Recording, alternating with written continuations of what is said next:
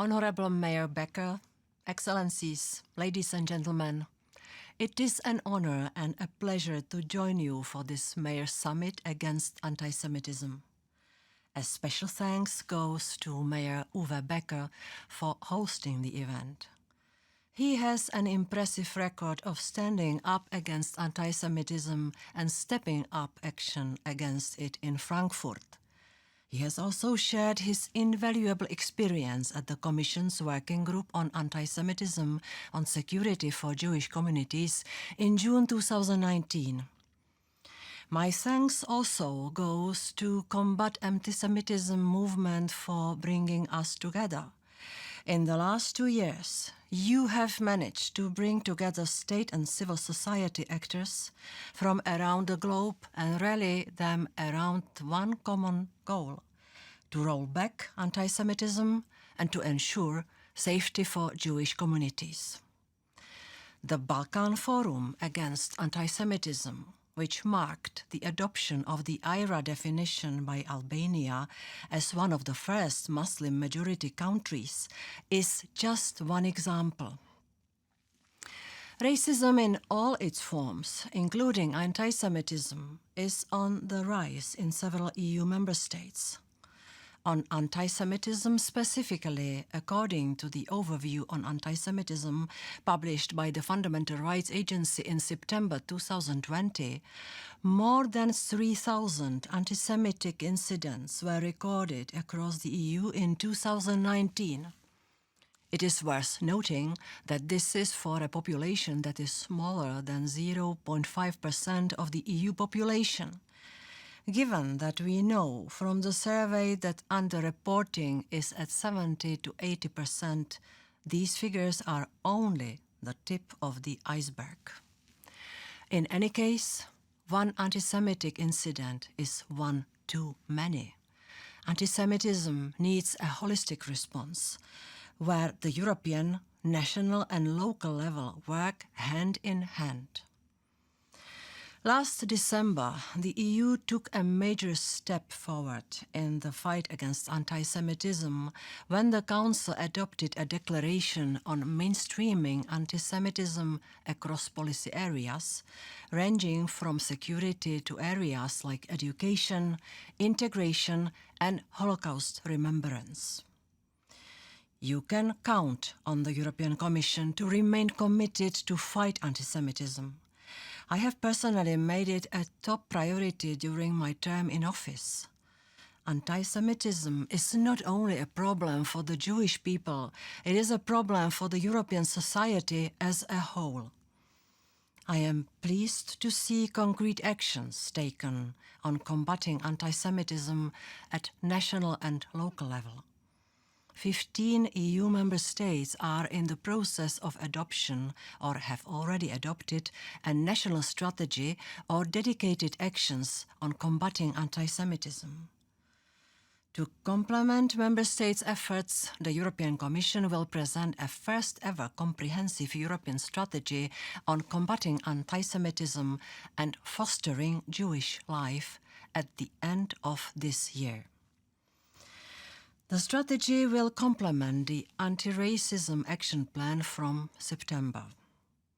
I would like to stress that public denial and distortion of the Holocaust, whether digitally or physically, in a manner to incite to violence or hatred, is criminalized at EU level. The Council Framework Decision on combating racism and xenophobia requires member states to take measures to combat some forms of hate speech and hate crime, such as on the grounds of race, color and religion, by means of criminal law. We will present this year an initiative to extend the list of so-called Eurocrimes to hate crime and hate speech. In addition, the Digital Services Act will ensure greater transparency on how online platforms moderate content and on algorithmic processes.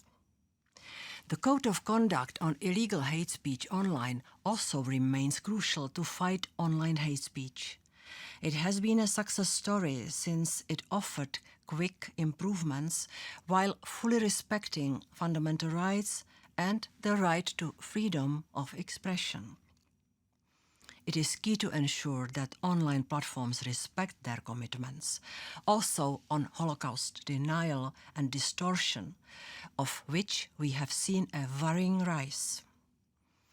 Last month, the Commission launched the campaign Protect the Facts, together with the International Holocaust Remembrance Alliance, UNESCO and the UN, to raise awareness on the importance of recognizing and countering Holocaust distortion. In closing, let me say, if you want to effectively fight anti-Semitism, you first need to define it.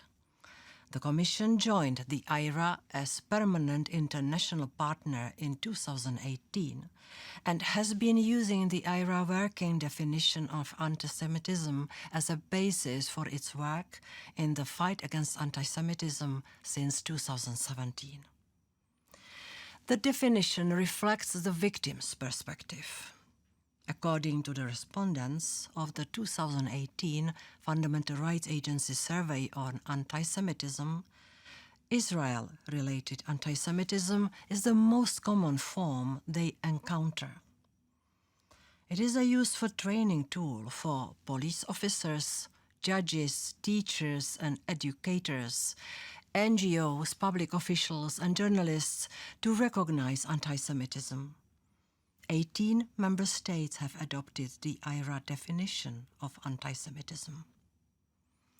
Following requests by member states, the Commission, together with the IHRA, published in January 2021 a comprehensive handbook for the practical use of the IHRA working definition of anti-Semitism, with over 30 good practices from several different countries and policy fields. It will support municipalities, national authorities and civil society organizations in recognizing and addressing anti-Semitism. My hope would be that many in the audience here today may also find it useful and practical. The IHRA definition has also been adopted by many European cities, like Berlin, Vienna, Munich, recently Paris and Nice. I hope many other cities will join them. I look forward to working together to create a world where Jews are and feel secure, where they can express their own cultural and religious identity openly and without any fear. Thank you.